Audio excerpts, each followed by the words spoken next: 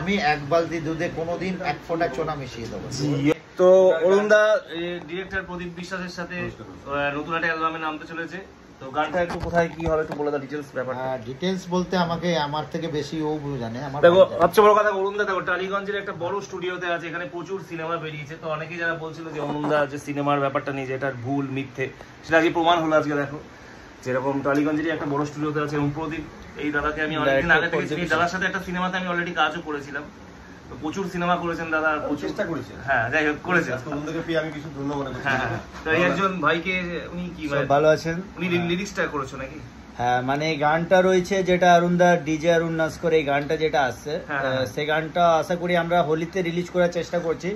গানটা অবশ্যই সব মন দিয়ে দেখবে, দুর্দান্ত তার ডাইরেকশন রয়েছে আমাদের ডাইরেক্টর প্রদীপ বিশ্বাস।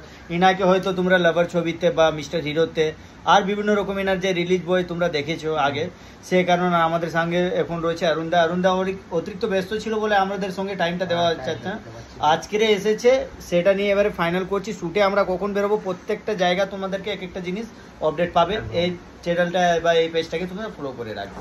প্রদীপ দাকে নিয়ে তার কোনো কথা হবে না। প্রদীপ দাকে আমি চিনি, সেই লেভেলে উনি এত ভালো কাজ করেন, প্রতিটা কাজ ধরে ধরে করে। মানে একটা সিন যতক্ষণ পর্যন্ত ঠিক না হয় তুমি নেবে সিনটা। আর খুব কুল মাইন্ডেড ডিরেক্টর, মানে উনি এত ভালো ডিরেকশন আছে। সেখানে অরুণদা প্রদীপ বাবুর সাথে যে কাজ করছে, মানে অরুণদা একটা আমি বলবো অরুণদার লাইফে একটা বিশাল বড় অ্যাচিভমেন্ট। আমি প্রদীপ দাকে আমি নিজে গ্যারান্টি দিচ্ছি, খুব ভালো মাপের একজন পরিচালক।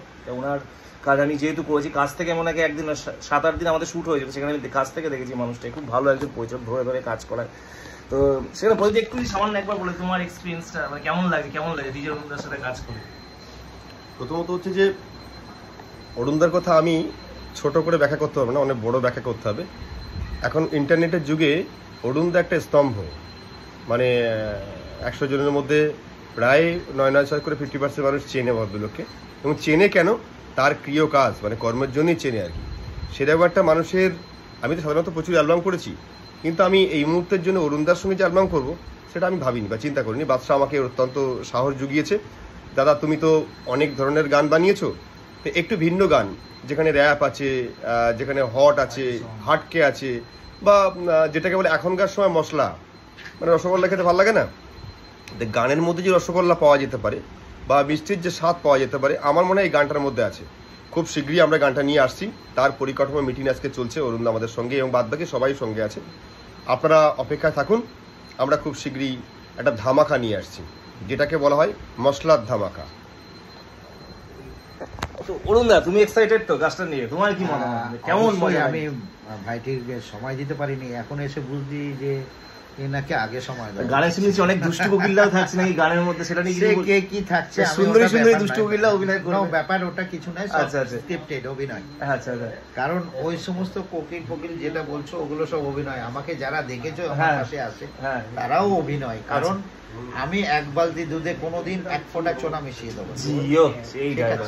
নেট দুনিয়ার যেহেতু আমি সেইভাবেই বিলন যেভাবে করছি, আমি হয়তো খুব তাড়াতাড়ি বিদেশে পাড়ি দিতে থাকি। পাসপোর্টটা চলে আসবে। পাসপোর্টটা আসলে আমি সমস্ত ব্লগারদের দেখে আমি পাসপোর্টটাকে ডিক্লেয়ার করি।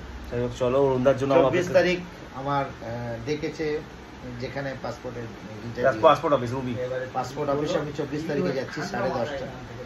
আগাম জানিয়ে দিলাম, আর তারপরে যা যা করণীয় ওরাই করবে। চলো টাটা। আজকে এইটুকুনি আপডেটের জন্য অবশ্যই সঙ্গে থেকো।